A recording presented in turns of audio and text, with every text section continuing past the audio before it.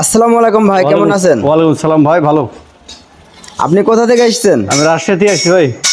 আমাদের লেটেস্ট সব প্রতিষ্ঠানে যে মেশিন পাওয়া যায় এটা কিভাবে জানতে পারলেন? এই যে নেটের মাধ্যমে জানলাম। এই যে পাশে যে মেশিনটা, এটা কি আপনি নিয়েছেন? এটা আমি নিলাম, রাজশাহী থেকে আসি টেস্ট করলাম, আমি নিজে কাটলাম। নিজে কাটলেন? জি। তো কাটিংটা কেমন হয়েছে? কাটিংটা ভালোই তো হয়েছে। কাটিং গরুর কাজ দিলে তো খুব জবর খাবে, গরুতে খাবে? সুন্দর খাবে। আচ্ছা, আপনি মেশিনটা তো নিচ্ছেন, জি। তো বাসা বাড়ির জন্য না খামারের জন্য? আমি বাসা বাড়ির সাথে খামার আছে। আপনার কয়টা গরু ছাগল আছে? আমার আছে 6টা আছে, গরু আছে, আরো করবো আর কি। তা এই মেশিনটা নিচ্ছেন, কেন নিচ্ছেন?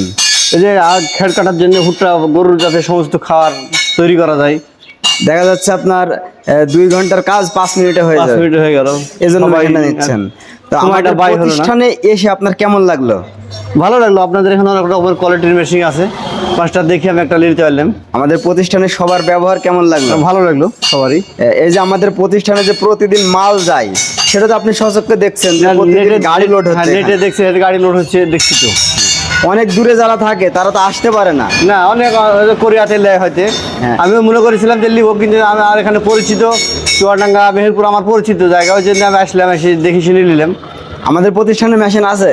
হ্যাঁ আছে তো, মেলায় মেশিন আছে আপনাদের প্রতিষ্ঠানে। পরবর্তীতে যদি আপনার অন্য কোনো মেশিন লাগে, আপনি তখন কি করবেন? আমাকে আর আশা লাগবে না, আমি যে পরিচিত লোক হয়ে গেল, আমি এখন ইয়া করলে চলে যাবে। আচ্ছা, এই মেশিনটা যে নিয়েছেন আপনি, এই মেশিনটা দিয়ে কি কি কাজ করা যাবে আপনি জানেন? এতে ধান, ভুট্টা, গম সব ভাঙানি গরুর খাবার করে তৈরি করা যাবে। হ্যাঁ, এবং এই মেশিনটা দিয়ে আপনি একদিক দিয়ে গরু ছাগলের জন্য ঘাস খড় কাটবেন এবং একদিক দিয়ে গরু ছাগলের জন্য গরু ছাগলের জন্য ভুট্টা, মানে খাদ্য যে অন্য জায়গা মিলে যাওয়া লাগবে না, এটাই ব্যবহার করতে পারবো। জি জি জি। এই জন্য নিলাম। আপনাকে অসংখ্য ধন্যবাদ, ভালো থাকবেন। আচ্ছা আচ্ছা, আলহামদুলিল্লাহ।